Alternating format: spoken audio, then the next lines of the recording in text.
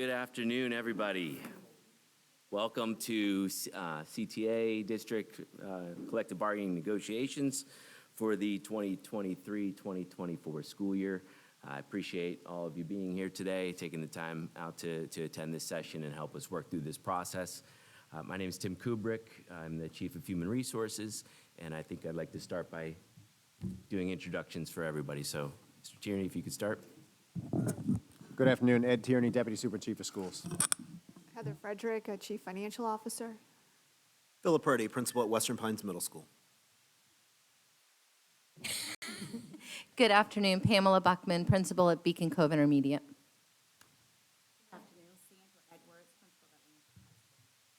Hello, everyone. Corey Brooks, Principal, Dwyer High School. Jermaine English, Manager, Labor Relations. Mark Mitchell, Director in HR.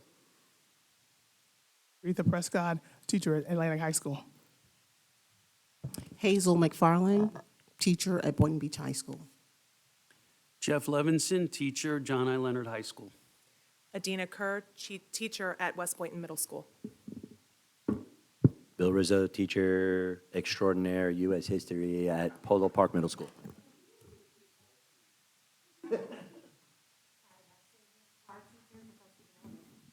Edith Pride, Boca Raton Elementary School. Justin Katz, CTA Executive Director. Gordon Longhofer, President, CTA. Gilda Morgan Williams, Pre-Kindergarten Speech Language Diagnostician for Central Region and Central South, Vice President, CTA. Jean Marie Middleton, Assistant General Counsel, Office of General Counsel, Employment and Labor. Again, thank you all for being here, so we'll get started. We have scheduled out a number of sessions. I'm glad we're here in August, getting started with this, similar to what we did last year, and hopefully getting through this as quickly as possible. So today, the district does have a presentation here to first start with their year in review. I think that it's important to highlight some of the things from the past year. We'll go through our district priorities and then share our district proposals with you. I understand, Mr. Longhofer, that you might have something to present as well, so we could work that in, and then a discussion and talk about our next session.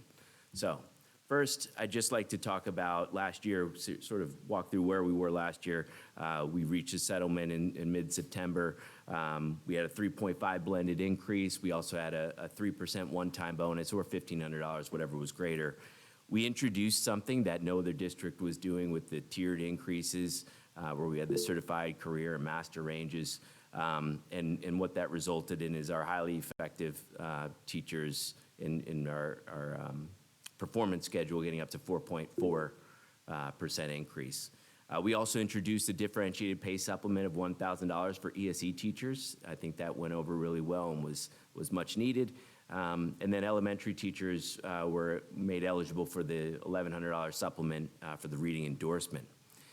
Our SLPs, school psychologists, OT, PT, ROTC, and audiologists also received a new minimum of $8,680 above the established min, something that we wanted to return from previous agreements. And also, when we hire a retired teacher and they come back, they get credit on the salary schedule for up to 25 years. So these are some really great things I think we agreed to last year. We're hoping that we follow something similar this year. I want to also call notice to the collaboration that we have. Since I've been in the role in labor relations, we've had a very open line of communication. We have regular coffee chats together to talk through issues, to make sure that, something that might be a little issue doesn't bubble up into a big one. And so I do want to thank CTA for their leadership in working with us through all these things. It does make a difference. We've noticed our grievances have dropped tremendously. If you go back a couple years ago and even years before that, they're more than double than what they are now. So we do feel it's made an impact, and we think that what we have here today is a result of that collaboration. So we wouldn't been able to put together a real quality presentation and proposals, I think, today, if we weren't able to have chats throughout the year to really talk about each other's priorities and things like that. So district priorities. Obviously, provide the largest recurring increase possible to our teachers. You've probably heard this from our board. They've mentioned it on several occasions that they have an interest in that, our superintendent as well. And so Ms. Frederick, our Chief Financial Officer, did a lot of work to make sure that what we have here today was something that we feel very strongly about. And so we feel it's an incredible offer, and we'll get to that in a little bit. We also have to make sure we establish a starting salary that's competitive with not only the local market, but also throughout Florida. We have been monitoring other agreements throughout the state, and as I know you have as well, but we are aware of that, and we do attempt to always remain competitive. Something else you'll see in this is to gain a competitive advantage over our other districts in terms of our athletic supplements. We have overhauled our supplements pages from the contract significantly, where we noticed some market values, just, market rates that we pay weren't right. So we'll have that. And we also have some new supplements that we'll be introducing today. And we really do, again, hope to collaborate to reach an agreement as quickly as possible, like we did last year, where we had a full book last year in 4 sessions, I think, but ahead of the October 1st deadline by the state to spend your TSIA funds. So with that said, let's get into our proposals. First thing is our preamble, and usually this doesn't make the list really, other than just to update the dates, but we wanted to address some things. So an appendix that has expired, we do want to be able to automatically reopen that. So you'll see language where we're saying that if something's expired, we're going to bring it forward so that we don't have a collective bargaining agreement that has outdated information.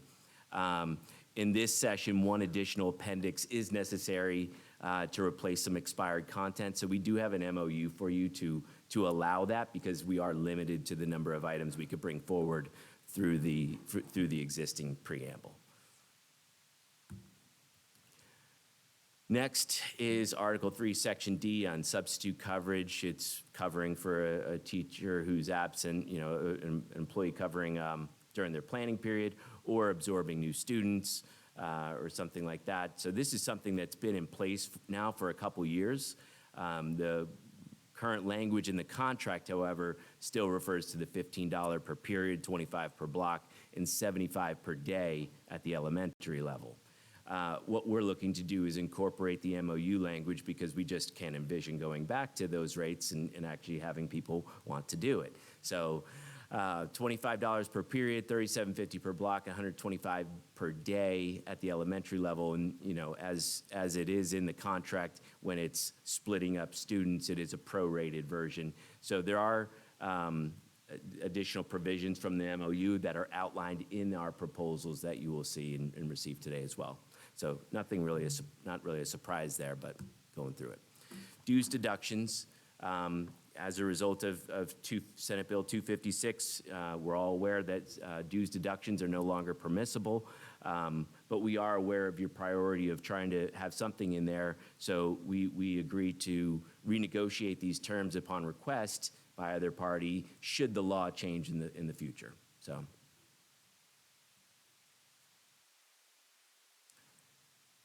Another one that's changed for a few years, we've been running on MOUs, is our tutorial program. When it was $25 per hour, we struggled to get teachers to do this job, and we wanted to make sure that we paid a rate that we could attract more teachers to this, rather than doing tutoring outside of the schools. So we increased that to $37, and we would like to incorporate that into the actual contract language and not have it as an MOU. Retirement benefits. So early hiring has been a push with our principals for years now, and we're trying to get everything out of their way so that they can do that. And one of the things that we changed this year was changing the date where you can earn a bonus, let's say, for letting us know early that you plan on either resigning or retiring. So the language isn't changing much really here. What's changing is February 1st to April 1st. February 1st is too early. People aren't ready to commit to resigning in, effective in the end of May or June or for August at that time. And also increasing that amount from $500 to $1,000. We saw a sharp increase in the number of teachers who took advantage of this year, so it tells us it works. It also allowed us to hire earlier and replace these teachers so that schools weren't scrambling in July to fill positions that they should have known would have been vacant back in last school year. So we also added, there's some language from the MOU here that addresses benefits, making sure that people know their benefits don't end, the last day of school necessarily. You have to work through the end of the school year, but we made sure that people are aware there's not really any risk. If you're not coming back to work the next year in August, you should take advantage of this if you're eligible. We also cleared the way for summer school, summer programs for them to work that, which was another reason why people would delay their resignation, because they knew they wanted to work over the summer, earn some extra income, and then resign. But with the process that we have in place now, we'll still allow them to do that. So we had 6 joint studies this year. Thank Jermaine English for managing all of those. Thanks to all the principals who took part in that and all the members of CTA who did as well. So we do have some recommendations from some of them. The first one on relief time, we sought to define how much relief time was and understanding that it's travel-free relief. So what we have here is 20 minutes travel-free relief time. Another recommendation was on comp time. We feel that the contract covers quite a bit of what we need to cover in comp time. We last year came to negotiations with the discussion on making sure that everybody felt comp time was actually worth something and they were able to use it and realize that there are a lot more opportunities to use comp time than we were recognized for. So we feel that the contract covers a lot of that. And here, what you'll see is basically when people have to leave school early for medical or dental appointments, what wasn't in here was that comp time can be used for that. So to make sure that everyone's aware, we just added it. So these joint studies were all conducted. What we're asking here is just basically we have language, strike-through language to remove this study committee language as completed, but we don't have a recommendation on any of these committees that we're bringing forward. All right, as mentioned before, athletic supplement increases. Now, these are something that, I'm not really sure when the last time these were updated or increased or anything like that, but we had some work to do, and our Director of Athletics, Valerie Mayeris, developed a proposal, did some research across the 6 largest urban districts, and to really bring forward a recommendation that would kind of bring us to today's age and account for sports that we're seeing out there today. And so we have written proposals that highlight all the recommendations, but we really needed to address and minimize turnover in some of our key positions. You'll see some efforts there. We needed to pay better. And like I said, we needed to introduce some supplements that just don't exist, but there's a sport, there's an activity happening for it, and we want to make sure that principals have a way to pay these people, teachers have a way to earn this money. So that's what we are going to present here. First, we'll start with our athletic director position. For high school athletic director, we currently pay $5,420 annually, which comes out to $1,806 per season. So you could earn more as a coach in these sessions than you can as the athletic director.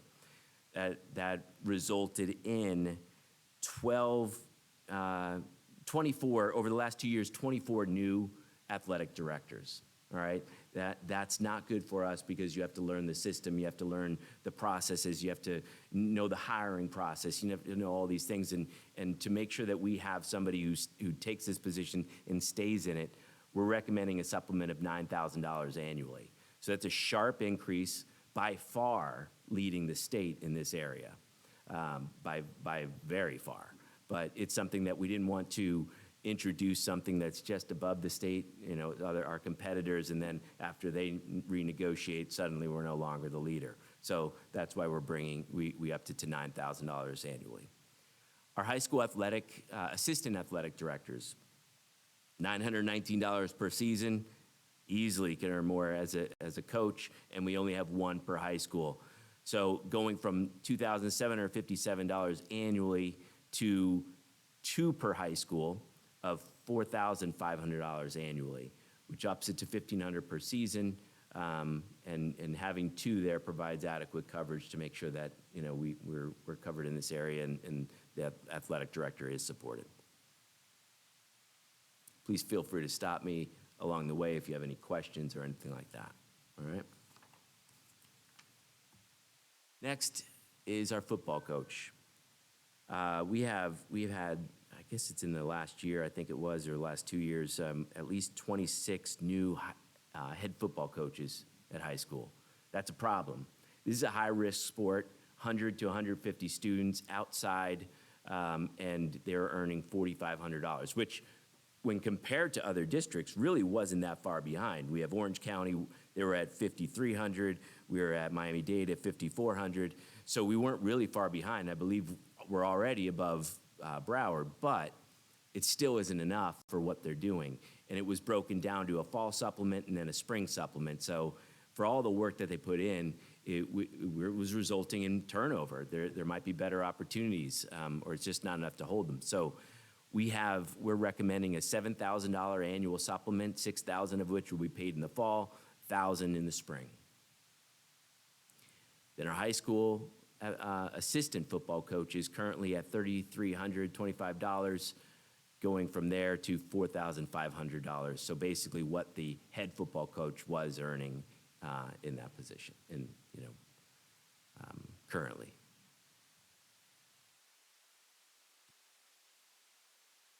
So our additional supplements, we have the additional assistant athletic director. So for each high school, they will have 2 athletic director positions. And in fall sports, we have a boys and girls head swim dive coach. We're currently only offering one, a co-ed, okay? Swim is obviously another high-risk sport. A lot of kids in there. It's just a risk. So we have the head coach now for both boys and girls. We have a boys and girls head cross-country coach, again, currently offering only one co-ed coach. We have assistant sideline cheer coach for football and basketball, and a cross-country assistant coach for boys and girls. So these are all new supplements. And this is for fall. So for winter, we have a competition cheer head coach, competition cheer assistant coach, and a weightlifting assistant coach for boys and girls. Then for spring sports, you'll see a number of additional supplements here. Water polo head coach, boys and girls. These are all new supplements. Water polo assistant coach for boys and girls. Flag football head coach for girls, something that is new, newer at least, but kids are getting into college for flag football these days. It's pretty amazing, and we should be able to recognize that. So kudos to Valerie Mayeras for putting that together and getting. Nobody else has some of these coaches. We'll be the only district to do this, but it's needed. Flag football assistant coaches for girls, it's freshmen and JV, that's 5 of them. Lacrosse assistant head coaches for boys and girls, 3 of those. And they include the JV head coach, so later you'll see what we've eliminated. It's not that we've really taken supplements away, we've just done them differently, really. Sideline head cheer coach, spring season supplement, sideline cheer assistant coach, spring season supplement, and football spring season supplements for head and assistant coaches. So some were eliminated, as I mentioned. Athletic trainer, so as a result of an IG investigation where someone was being paid that, the recommendation was that it be removed from the contract because we do outsource these positions, okay? Gymnastics, we don't have this, so we do want to clean up where if we don't have a supplement, we don't want to ever get in a situation where somebody's getting a supplement that they shouldn't be getting. It puts both the school, the district, and, the employee at risk. Varsity female sports coaches, 3 of those, they were just incorporated into the assistant coaches pot. JV female sports coach, same thing, same for the freshman female sports coaches. All of those were just brought over into the assistant coaches that were recommended on the previous screens and that you'll see in the proposals that we hand out. Questions?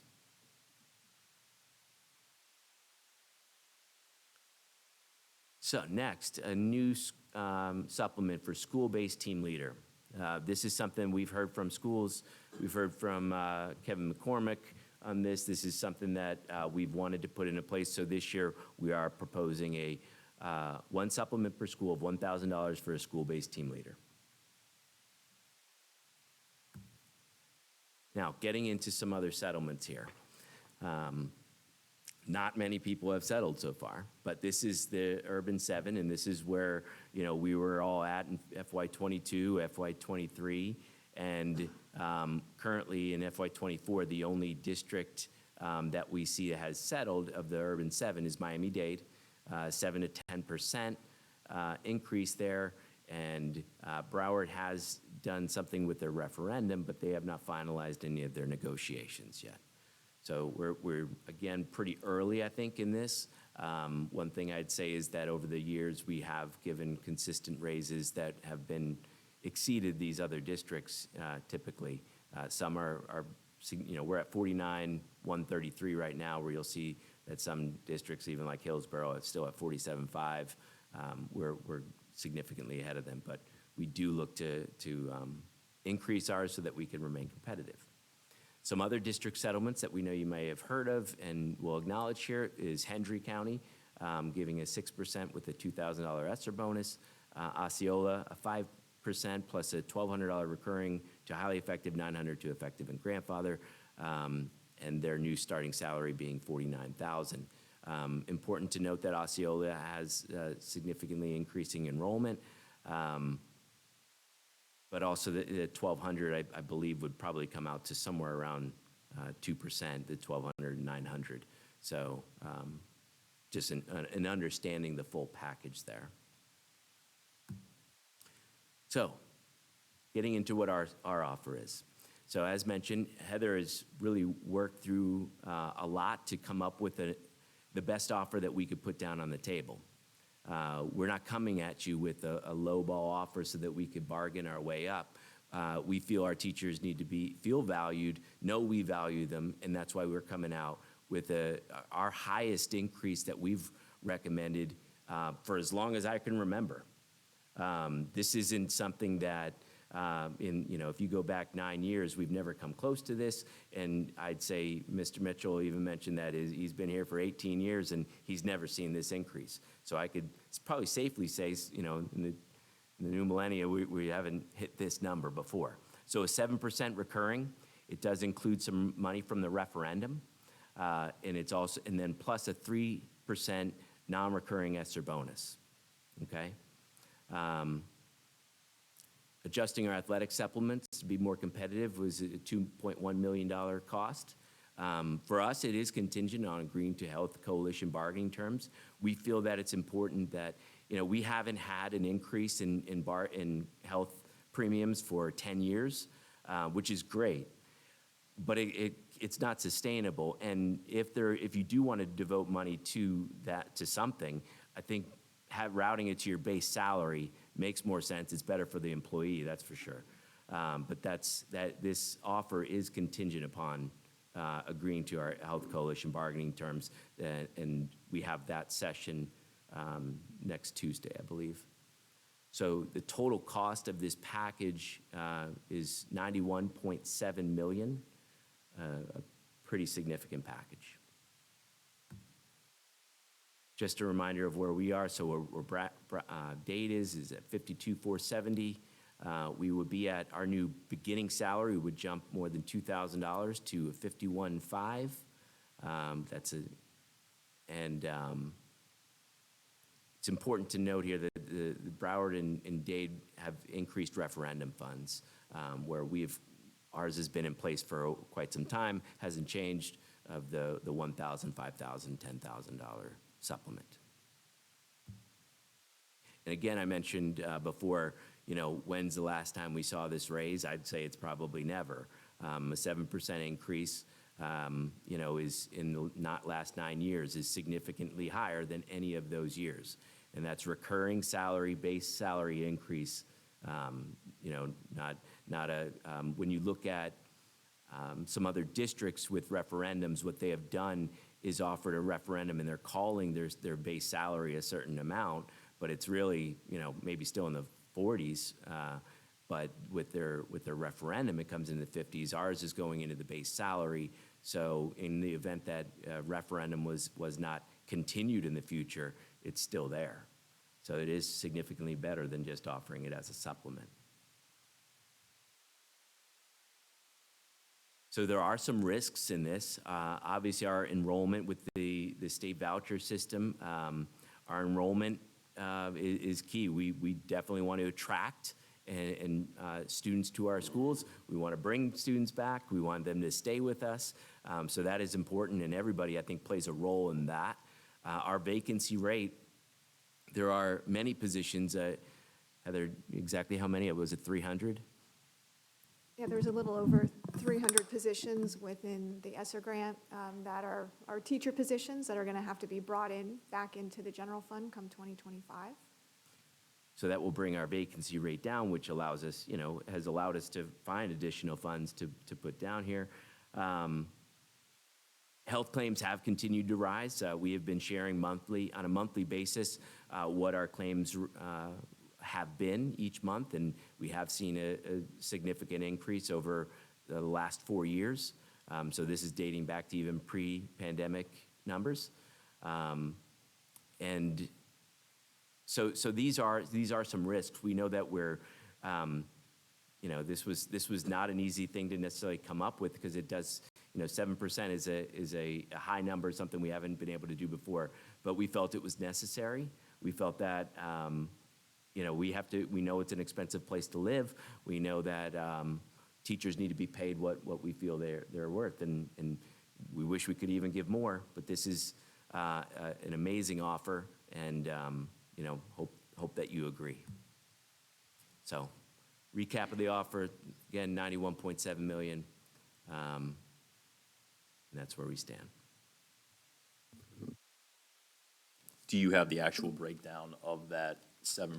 It mentions referendum and non-referendum reoccurring funds, but what about, okay, that's definitely it. So, as mentioned earlier, last year we had a few tiers, right? Where we had a certified teacher, a career teacher, and a master teacher, and we tried to address compression.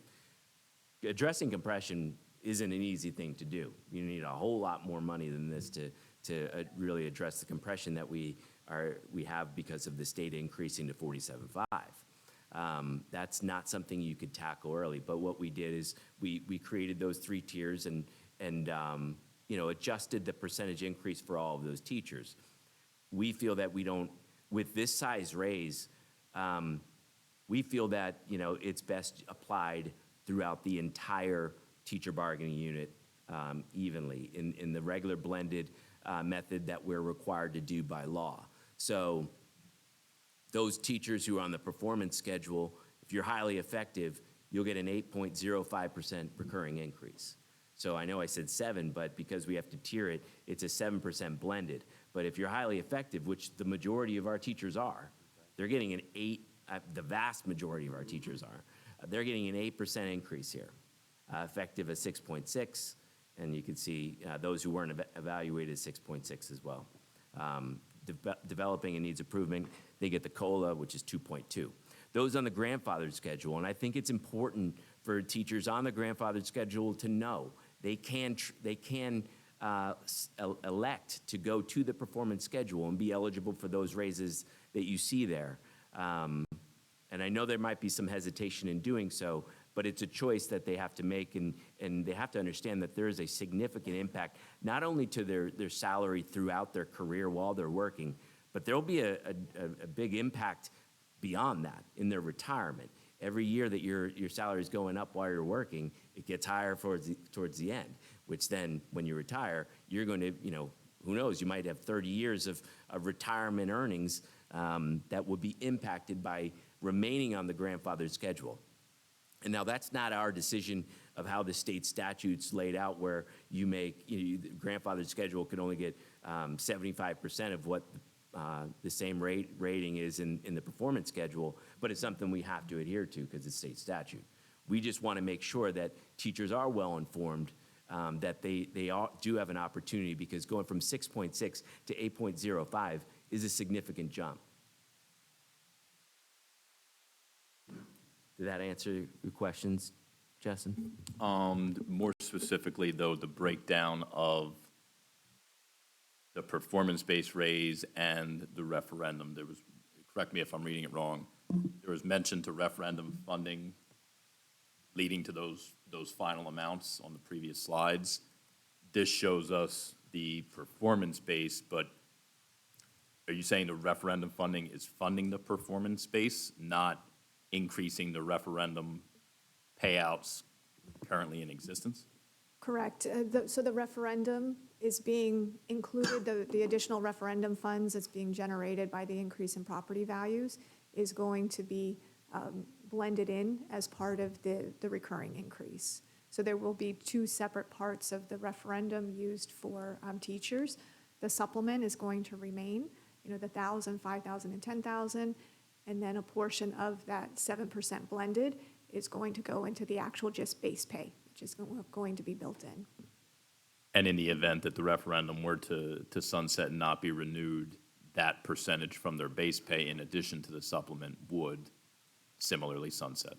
No, the recurring increase of the percentage would not be part of it. It would not sunset. That is something, that is a risk that the district is taking, that that portion would be absorbed. That's what I was explaining before, how some districts with referendums are calling their base salary, their 50-something, right? But when you look at it, it's a combination of a supplement from referendum plus their actual base salary. So where some districts are advertising a $50-some thousand base salary, it's really 49,000 something of their base plus the supplement. So in our situation, by adding it to the base salary, you'll continue to get raises on that. So what is the total dollar amount of referendum dollars that fund the portion of reoccurring salary? Like how much money from referendum is funding whatever percent split of this? And we're still working on, as we're closing out the year, what the actual breakdown is going to be. But for now, we are guaranteeing that that's what the total percentage increase would be. And there is not going to be, right now you see when you have your referendum supplement on the paycheck, you actually see it broken out that this is a referendum supplement. There won't be anything broken out on this percentage increase. It will just be part of, like Mr. Kubrick said, just part of the base pay. Okay. We would kindly request, if it's not available immediately, understand that the breakdown of exactly how much raw dollars are coming from referendum sourced percent here versus your operating percentage. I don't know that that's something we're going to be able to provide within this next month because we are working through the charter school referendum lawsuit as well. And so part of the funds may be allocated through there. So I can't, at this point, can't really provide what that breakdown would be. Okay.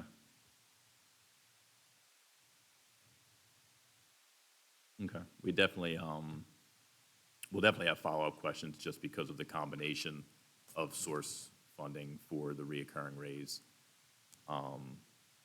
We'll kind of caucus to flesh out some questions, but. Okay. You want to caucus? We have another room set up? Room C? Okay, so we. Yes. And could we also have a copy of this presentation? Yes. The conclusion sent to Gordon and I? Absolutely. And we'll disseminate it to the team and everybody. Do you want to caucus and come back here today, or are you saying you want to caucus? Yeah, we and come just, I back think we need tomorrow? a couple minutes to caucus, and then we're fully prepared to make presentation of language offers. Understood. and money proposal as well, pending our caucus and pending your offer as stated. Okay. Thank you.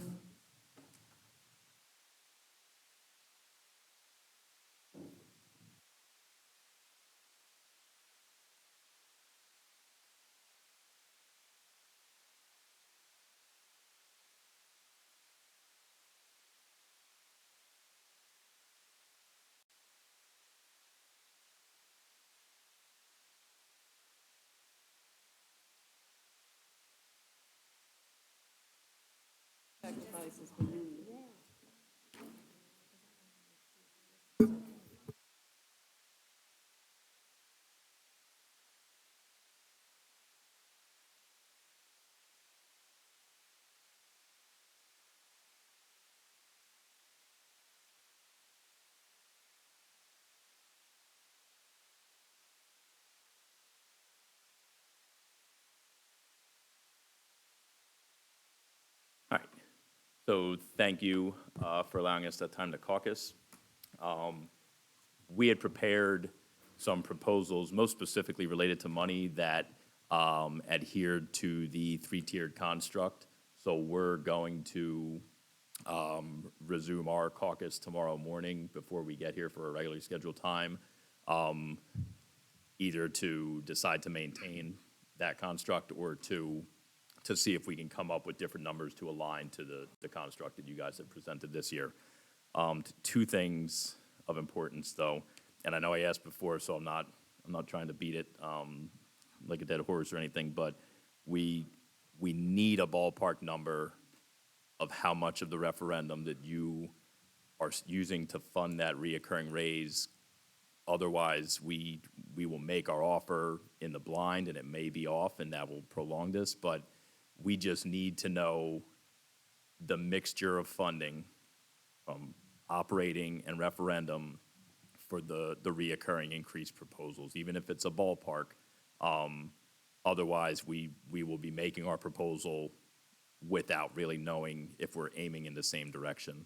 So that's something that we would request sometime tonight, a ballpark of how much funds, because we have done calculations on the referendum. We understand how much of an increase in funding exists for the supplement share based on increased property tax values and the receipts.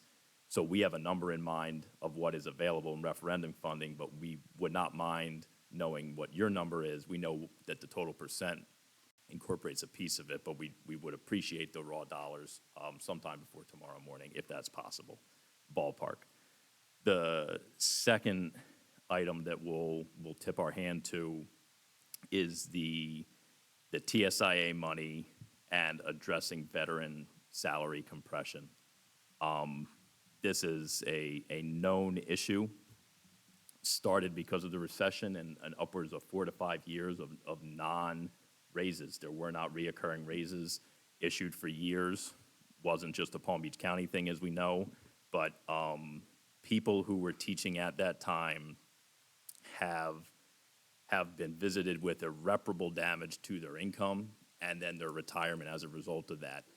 We had thought for years that the legislature would do the right thing and address that, but when they finally put forth a significant source of funding for teacher salary increases, they attached a number of rules that made it illegal to address veteran salary compression, and 80% of those funds at the onset, as you know, were funding purely starting salary increases. So those veterans who saw years of no increases that are going to harm them in their retirement and their livelihood for the rest of their lives, then saw a massive influx of funding that was excluding them. That occurred a couple years ago. There's nothing anybody could do about that. We're not holding that against the district. You did not decide to do that, obviously. For another couple years subsequent to that, when that law was created, everyone was under the impression when the minimum salary had been achieved, which we were able to achieve in that first year, the impression had been when that law was crafted that future funds under the teacher salary increase allocation would be unrestricted for negotiations, so that those veteran teachers who in that first year got a 1.7% raise compared to a 10 to 15% raise for those newer teachers would be handled on the back end of that transaction. That's what everybody said at the state and other fire and police unions. They said, well, they're taking care of the new guys. Maybe next year they'll fund for the veterans. That did not happen for 2 or 3 years. This year is the first year that they have indicated that those rules have been waived. I came before the school board last year. I spoke to this issue while they were crafting their legislative priority agenda. I requested that they put on that agenda to ask the legislature to amend the law to eliminate the rules that govern the teacher salary increase allocation entirely. Through conversations over time, seeing the final product of the legislative agenda approved by the board and conversations with the board, they settled on asking the legislature not to amend the law, because I even concede that the legislature might not have been amenable to that. But they put on their legislative agenda to address veteran salary compression by asking them to waive those rules, suspend those rules for at least a year, if not moving forward. So CTA requested that. The school board requested that. The legislature actually did it. What that means to us is that the TSIA money is for veteran teachers this year, exclusively and entirely, to try to address the fact that they got 1.7% that first year, and rookies and newer teachers got 10 to 15%. That money that is available this year can give those veterans a couple extra percentage points, depending on how we define a veteran, that they otherwise will never recoup. And it is a small but significant chunk of money that will improve their current situation as well as their retirement. So our counter proposal tomorrow on salary will absolutely earmark 100% of the TSIA funds for the intended purpose of the legislature waiving those rules and the direction of this school board when they placed it on their legislative agenda. We just believe that's the right thing to do. We don't know if those rules are going to be waived next year or ever again, but this is a moment in time that we thought was supposed to occur 3 years ago, that everyone was blown away that once we hit that minimum salary, the money still was required to pour into minimum salary, while veterans got very little from the state. So we appreciate the offer. It is shockingly close to our offer, albeit in a different shape, in terms of an average roughly 7 to 10% raise when you incorporate all the pieces. So we absolutely respect it. We just have a very different perspective about those specific TSIA funds, and we will demonstrate that in our counter tomorrow. So again, we greatly appreciate the package in its entirety, and we look forward tomorrow to proposing our counter. All right, thank you. So I have a couple things. One, share with us, and it doesn't have to be today, I don't know when you can come up with it, but the information you have on how you're identifying those employees. I know we've talked about this in the past, and it's not all that easy to really say. It's these employees, right? And that's where, there's some hesitation, I think, in anything we've ever talked about before. Two, I would just ask that you know that Mr. Mitchell is available for consultation, because he has a lot, he creates things for our models so that we can understand, all right, well, this is how much it costs, this is how we can allocate these funds based on teacher evaluations or teacher salaries that we have right now. So I just would recommend that you two do communicate through this process so that we can, get to where we need to be as quickly as possible. Understood, and we absolutely appreciate Mr. Mitchell's availability, which has always been there over the years. The implications, obviously, of what we just said are that, based on what we've been told by the district, roughly $14 to $15 million that we know are incorporated in your raise offer. In our raise offer, that money will be the TSIA veteran portion. This is why we're inquiring most specifically about the referendum money that would come in, because if we reallocate that portion to the veterans, that creates a gap in your offer that might not be able to exist. But by knowing that number, that will help us better figure out what that looks like after we've taken that veteran money and appropriated it in our offer the way that we believe we should. Thank you all again. All right, understood. So we will see you tomorrow then, same time, right? Yep. All right, thank Thank you. you.